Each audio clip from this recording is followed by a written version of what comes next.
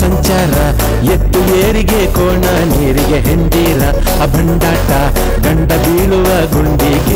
ಕೆಂಪೆಟ್ಟು husband ಮೊಂಡು ಹೆಂಡ್ರ ಕೈಯಲ್ಲಿ ಬೆಂಡು, ಅಮ್ಮೋರೋ ಗುಮ್ಮೋರೋ ಗಂಡ ಇಲ್ಲಿ ಬರಿ ಕಾಲ್ಚೆಂಡು.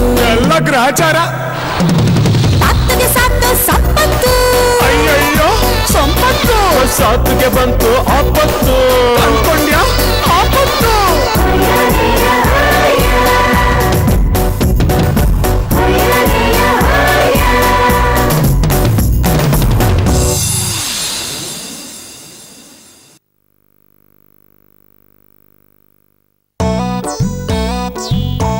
ಪರಮೇಶ್ವರ, ನೀನ್ ಏನೇ ಕಷ್ಟಪಟ್ರು ನಾನು ಮಾತ್ರ ಈ ಮಾತ್ರೆ ಔಷಧಿಗಳನ್ನ ಮುಟ್ಟಲ್ಲ ಮೂಸಲ್ಲ ಕಣ.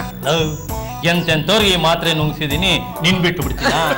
ನೀನು ನನ್ನ ಜಿಗಿರಿ ದೋಸ್ತು ಅಲ್ಲ ಕಣೋ, ಕಷ್ಟ ಬಿದ್ದು ನಾಟಿ ವೈದ್ಯ ಕಲ್ತಿದ್ದೀನಿ. ಸುಮ್ಮನೆ ಮೆಡಿಕಲ್ ಶಾಪ್ಗೆ ಹೋಗಿ ಮಾತ್ರೆ ತಂದುಬಿಟ್ಟು ಇದು ನಾಟಿ ಔಷಧಿ ಅಂತ ನನ್ನ ಹತ್ರನೇ ಪುಂಗಿ ಹೋಗ್ತಿ. ನಾನ್ ತಯಾರು ಮಾಡಿರೋ ಮಾತ್ರೆನ ಇದ್ರೊಳಗೆ ಹಾಕಿ ಇಟ್ಟಿದ್ದೀನಿ. ಎಲ್ಲಾ ಕಾಯಿಲೆಗೂ ನಮ್ಮ ಹತ್ರ ಔಷಧಿ ಐತೆ ಗೊತ್ತಾ? ಹಾಗಿದ್ಮೇಲೆ ಇದನ್ನೆಲ್ಲ ಬೇರೆಯವ್ರಿಗೆ ಯಾಕಪ್ಪ ನುಂಗಿಸ್ತೀಯ? ನೀನೇ ಯಾತಕ್ಕೆ ನುಂಗಬಾರ್ದು? ನಾವು ತಯಾರು ಮಾಡೋ ಮಾತ್ರೆ ನಮ್ಮ ಮೇಲೆ ಪ್ರಯೋಗ ಮಾಡ್ಕೋಬಾರ್ದು. ಓ, ಅದಕ್ಕೆ ಬೇರೆಯವ್ರಿಗೆ ನುಂಗಿಸ್ತೀಯ?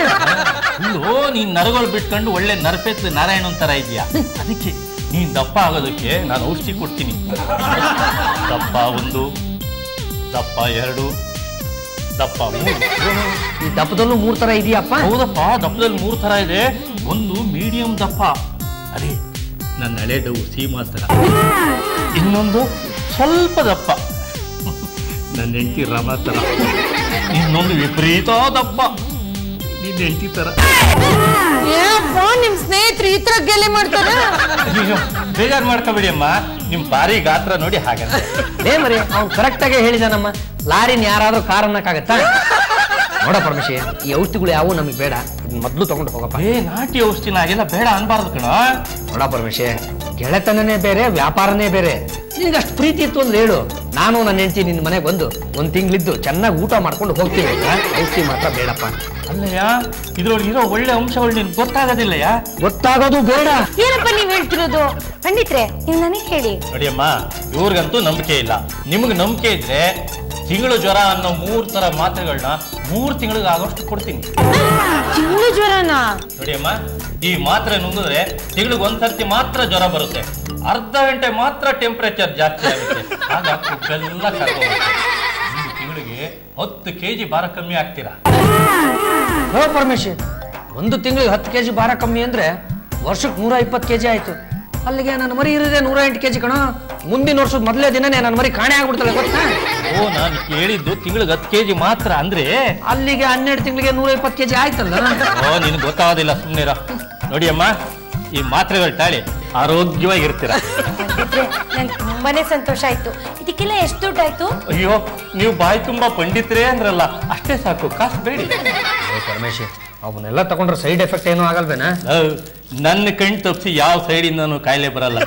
ಅದೇ ಸೈಡಿಂದ ನಾನು ಬಂದು ಔಷಧಿ ಕೊಡ್ತೀನಿ. ನೀನ್ ನುಂಗಿರೋ ಮಾತ್ರೆಗಳಿಂದ ಸಣ್ಣ ಆಗ್ತಿದ್ಯಾ ಅನ್ನೋ ವಿಷಯ ಕೇಳಿ ನನಗೆ ತುಂಬಾ ಖುಷಿ ಆಗ್ತಿದೆ. ಆದ್ರೆ ನಿಮ್ ಅಂಕಲ್ಗೆ ನಾನು ಸಣ್ಣ ಆಗೋದೇ ಇಷ್ಟ ಇಲ್ಲ. ನಾಟಿ ವೈದ್ಯರ ಹತ್ರ ಎಷ್ಟು ಜಗಳಾಡ್ತಿದ್ರು ಗೊತ್ತಾ? ಅಯ್ಯೋ ಅಂಕಲ್ ಹಾಗೇನೆ. ಹೌದು, ಆ ಮಾತ್ರೆಗಳ ಹೆಸರೇನು? ತಿಂಗಳ ಜ್ವರ ಅಂತ ಕಣೋ. ಓ, ಗೊತ್ತಾಯ್ತು ಬಿಡು. ಈ ರೇಷ್ಮೆ ಹುಳುಗೆ 4 ಜ್ವರ ಬಂದು ದಪ್ಪಗಾಗತ್ತಲ್ಲ ಹಾಗೆ. ಆದ್ರೆ ಈ ಮಾತ್ರೆ ನುಂಗಿದ್ರೆ ನಾವು ಸಣ್ಣ ಆಗ್ತೀವಂತೆ. ಹೌದಾ? ಅದು ಹೇಗೆ?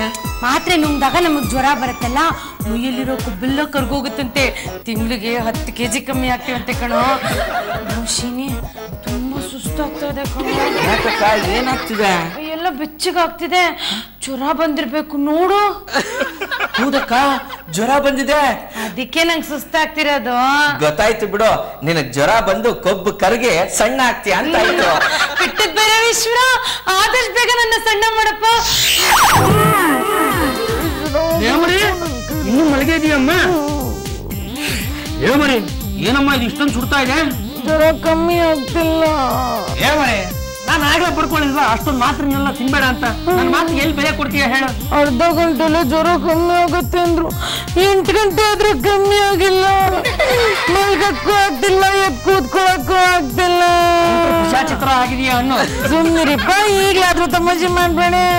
ಮರಿ, ಸ್ಟೀಮ್ ಇಂಜಿನ್ ತರ ನಿನ್ನ ಬಾಡಿ ಹೀಟ್ ಆಗಿದೆ ಗೊತ್ತಾ? ಈಗ ಏನ್ ಮಾಡೋದು? ಜ್ಯೂಸ್ ಮಾಡ್ಕೊಡ್ತೀನಿ ಇರು. ಆಯ್ತು. ನಾನ್ ಸಣ್ಣ ಆಗಿದ್ದೀನಾ? ಆಗಿದ್ಯಾ ಮರಿ? ಎಷ್ಟು? ಈ ಕೂದಲೆಳೆ ಎಷ್ಟು? ಅಯ್ಯೋ ನೋಡಿದ್ರ ವಾಸಂತಿ ಅವರೇ, ನಮ್ ಶೀಲಿ ಹೇಳಿದ್ ನಿಜ ಆಯ್ತು ತಾನೆ? ಪಾತು ಹಾಸ್ಗೆ ಹಿಡಿದು ಬಿಟ್ಟಿದ್ದಾಳೆ. ಈಗ್ಲಾದ್ರೂ ನಿಮ್ ಮಗಳನ್ ಕೊಟ್ಟು ಮದ್ವೆ ಮಾಡ್ತೀರಾ ಅತ್ತೆಯವ್ರೆ? ಶೀನಿ ನನ್ನ ಅತ್ತೆ ಅಂತ ಮಾತ್ರ ಕರಿಬೇಡ ನೀವು. ಹೋಗ್ಲಿ ಬಿಡಮ್ಮ. ಅಲ್ಲಮ್ಮ ಪಾತು, ಯಾರೋ ಗುರ್ತಿಲ್ಲ ಪರಿಚಯವಿಲ್ದವನು ಗುಳಿಗೆ ಕೊಟ್ಟ ಅಂತ ನುಂಗಿ ಈಗ ಒದ್ದಾಡ್ತಿದ್ರೆ ಹೇಗಮ್ಮ? ಯಾಕೆ ಹೇಳ್ತೀರಾ ಮಧುರ ಅವ್ರೆ? ನನಗೂ ಹೀಗೆ ಯಾರೋ ಪಂಡಿತ ಕೊಟ್ಟು ಗುಳ್ಗೆ ನುಂಗ್ಬಿಟ್ಟು ಮೈ ಮೇಲೆಲ್ಲ ನಿಂಬೆ ಹಣ್ಣು ಗಾತ್ರದ ಗುಳ್ಳೆಗಳು ಬಂದ್ಬಿಟ್ಟಿತ್ತು. ಗುಳ್ಳೆ ಬಂದ್ರೆ ಪರವಾಗಿಲ್ಲ, ನಮ್ಮ ಯಜಮಾನ್ ಇರೋವಾಗ ಒಂದು ಗುಳಿಗೆ ನುಂಗಿದ್ದಕ್ಕೆ ಉಸಿರಾಡೋದಕ್ಕೆ ಆಗ್ಲಿಲ್ಲ. ಆಮೇಲೆ ಮೂಗ್ನಲ್ಲಿ ಟ್ಯೂಬ್ ಹಾಕಿ ಉಸಿರಾಡ್ತಿದ್ರು. ಹೋಗ್ಲಿ ಬಿಡಿ. ಸಂಪತ್ತು, ಈಗ ಜ್ವರ ವಾಸಿ ಮಾಡಕ್ ಏನ್ ವ್ಯವಸ್ಥೆ ಮಾಡಿದ್ಯಪ್ಪ? ನಾನು ಅದನ್ನೇ ಯೋಚನೆ ಮಾಡ್ತಾ ಇದ್ದೀನಿ. ಯೋಚನೆ ಮಾಡಿದ್ರೆ ಆಗಲ್ಲ, ಆ ಪಂಡಿತನ ಹುಡುಕ್ ಕರ್ಕೊಂಡ್ ಬರ್ತೀನಿ. ಹುಡ್ಕೊಂಬರಕ್ ಹೋದ್ರೆ ಅವ್ನು ಸಿಕ್ಬೇಕಲ್ಲ. ನಾನು ಎಷ್ಟು ಸಲ ಪಡ್ಕೊಂಡಿದ್ದೀನಿ ಆ ಮಾತ್ರ ತಗೋಬೇಡ ಅಂತ. ನನ್ನ ಮಾತನ್ನ ಎಲ್ಲಿ ಕೇಳ್ತಾಳೆ ಇವಳು? ಏನ್ ನನ್ ಮೇಲೆ ಜೋರ್ ಮಾಡ್ತೀರಾ? ನಾನ್ ಮನ್ಸ್ ಮಾಡಿದ್ರೆ ನೀವು ಕೂತಿರೋ ಜಾಗದಲ್ಲಿ ಪಂಡಿತ ಬಂದಿರ್ತಾನೆ. ನನ್ನೇನ್ ನೋಡ್ತೀರಾ? ಅಲ್ಲಿ ನೋಡಿ. ಪಂಡಿತ ಪರಮೇಶಿ, ನೋಡ್ದಪ್ಪ ನಿನ್ ಪ್ರಭಾವಳಿ. 3 ದಿವಸದಿಂದ ಜ್ವರ ಇಳಿದಿಲ್ಲ ಕಣ. ಇಲ್ಲಿ ಕೈ ಕೊಡಿ. ಇದೇನು ಒಂದು ನಾಡಿ ಹೊಡ್ಕೊಳ್ಳೋ ಕಡೆ 3 ನಾಡಿ ಹೊಡಿತಾ ಇದೆ? ಅದೇ ಯಾಕೆ ಅಂತ ಸ್ವಲ್ಪ ಇರು. ಅಲ್ಲಮ್ಮ, ನಾನು 3 ತರ ಮಾತ್ರೆನ 3 ತಿಂಗಳು ತಗೋ ಅಂತ ಕೊಟ್ಟಿದ್ದೆ. ನೀನೇನ್ ಮಾಡಿದೆ? 3 ತಿಂಗಳಿಗ ನನ್ ಒಂದೇ ಸಲ ನುಂಗಿದ್ನಲ್ಲ. ಅದೇ ಅದಕ್ಕೋಸ್ಕರನೇ ಅಲ್ಲ, 3 ತಿಂಗಳು ಮಾತ್ರೆ ಒಟ್ಟಿಗೆ ತಗೊಂಡ್ರೆ ಇನ್ನೇನಾಗುತ್ತೆ? ಜ್ವರ ಅನ್ನೋದು 3 ಜನ್ಮದವರೆಗೂ ಪರ್ಮನೆಂಟ್ ಆಗಿ ಉಳ್ಕೊಳ್ಳುತ್ತೆ. ಅದಕ್ಕೆ ಕಣ ಪರಮೇಶ್, ನಾನು ನಿನ್ನ ಯಾವತ್ತೂ ಎದುರು ಹಾಕೊಳ್ಳಲ್ಲ. ಮನುಷ್ಯ ಅಂದ್ಮೇಲೆ ಇವೆಲ್ಲ ನಡೆಯುತ್ತೆ. ಏನ್ ನಡೆಯುತ್ತೋ ಏನಪ್ಪ, ನಡೆದಾಡ ನನ್ನ ಮರಿನ ನೀರ್ ಆನೆ ತರ ಮಲಗಿಸ್ಬಿಟ್ಟಿದೀಯ. ಸಮಾಧಾನ ಮಾಡ್ಕೊ. ನೋಡಮ್ಮ, ಸದ್ಯಕ್ಕೆ ಈ ಮಾತ್ರೆ ತಗೋ, ಎಲ್ಲ ಸರಿ ಹೋಗುತ್ತೆ. ನಾ ಇನ್ ಬರ್ಲೇನೆಯ? ಪರಮೇಶ್, ನನ್ನ ಮರಿ ಸರಿ ಹೋಗೋವರೆಗೂ ನೀನ್ ಇಲ್ಲೇ ಇರ್ಬೇಕಪ್ಪ. ಇಲ್ಲ, ನನ್ನ ಮರಿ ಮಾತ್ರೆ ತಗೋತಾ ಇದ್ದ ಹಾಗೆ ನಮ್ಮನ್ನೆಲ್ಲ ಆಚೆ ಕಳಿಸಿ ಒಳಗಡೆ ಏನ್ ಮಾಡ್ತಾ ಇರಬಹುದು? ಆ ಪಂಡಿತರು ಅಕ್ಕಂಗಿರೋ ಕಾಯಿಲೆನ್ ವಾಸಿ ಮಾಡಿರ್ಬೇಕು, ಅದಕ್ಕೆ ಕಮ್ಮಿ ಬಡ್ಡಿ ದುಡ್ಡು ಕೊಡ್ತಾ ಇರ್ಬೇಕು. 3 ಹೊತ್ತು ಬರೀ ಬಡ್ಡಿ ಬಗ್ಗೆನೇ ಯೋಚನೆ ಮಾಡ್ತೀಯಲ್ಲ ಶನಿ. ಶನಿ ಅಲ್ಲ ಶೀನಿ. ಯಾವ್ದ ಒಂದು ಸ್ವಲ್ಪ ಸುಮ್ಮನಿರಲೇ. ವಸಂತಿ ಅವ್ರೆ, ನನ್ನ ಮರಿ ಏನ್ ಮಾಡ್ತಾ ಇರಬಹುದು? ಅಯ್ಯೋ ಹೋಗ್ಲಿ ಬಿಡಪ್ಪ, ಬೇರೆಯವ್ರ ಮನೆ ವಿಷಯ ನನ್ಗೆ ಯಾಕೆ? 3 ಹೊತ್ತು ಬೇರೆಯವ್ರ ಮನೆ ವಿಷಯ ನನಗೆ ಯಾಕೆ ಅಂತೀರಾ? ಬೇರೆಯವ್ರ ಮನೆಗೆ ಹೋಗ್ತಾನೆ ಇರ್ತೀರಾ. ಅದು ಆಂಟಿ, ಬಾಯಿ ತುಂಬಾ ಮಧುರ ಆಂಟಿ ಅಂತ ಕರಿಯಪ್ಪ. ಆಯ್ತು ಬಿಡಿ ಮಧುರ ಅವ್ರೆ, ನನ್ನ ಮರಿ ಏನ್ ಮಾಡ್ತಾ ಇರಬಹುದು ಅಂತ. ಇನ್ನೇನ್ ಮಾಡ್ತಿರ್ತಾಳಪ್ಪ? ಕಾಯಿಲೆ ವಾಸಿ ಮಾಡಿದ್ನಲ್ಲ ಪಂಡಿತ, ಅದಕ್ಕೆ ಅವ್ನ್ ಪಾದ ಪೂಜೆ ಮಾಡ್ತಿರ್ಬೇಕು.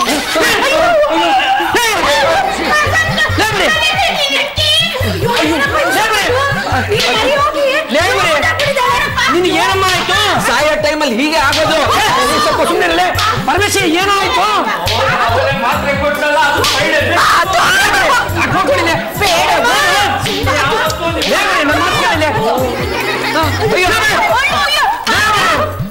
ಬೇಗ ಡಾಕ್ಟರ್ ಕರ್ಸಲೇ.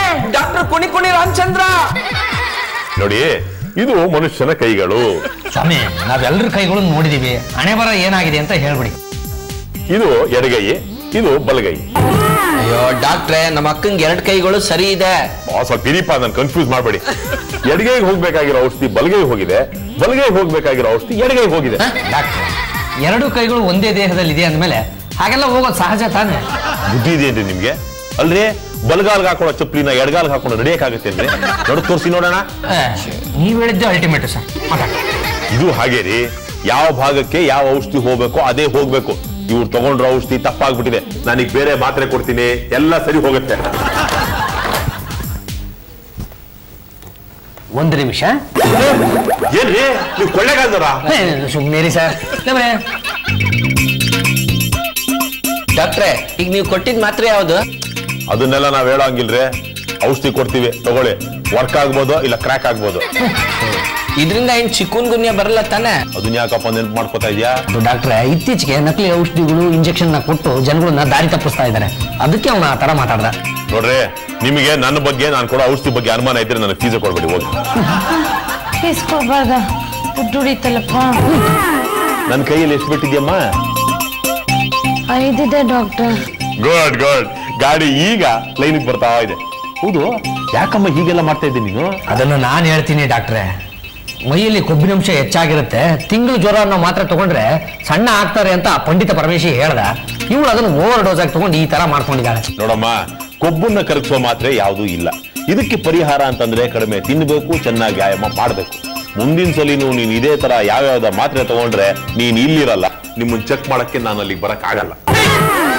ಕಾದಾಡಿ ಬಡಿದಾಡಿ ಸಾಯೋಕ್ಕಿಂತ ಶರಣಾಗೋ ಪತಿಯೇ ಹಠಮಾರಿ ಘಟವಾಣಿ ಹೆಂಡ್ರ ಮುಂದೆ ನೀ ಕುರಿಮರಿಯೇ. ರಾಮಾಯಣ ಮಹಾಭಾರತ ಆದದ್ದೆಲ್ಲಾನು ಹೆಣ್ಣಿಂದ, ಈ ನಮ್ಮ ಶಿಂಗಣ್ಣನು ಹೆಣ್ಣಿನಿಂದಲೇ ಮಂಟಿಂದ. ವಿಧಿ ಲಿಖಿತ. ತಾತಗೆ ಸಾತು ಸಂಪತ್ತು, ಅಯ್ಯಯ್ಯೋ ಸಂಪತ್ತು, ಸಾತುಗೆ ಬಂತು ಆಪತ್ತು.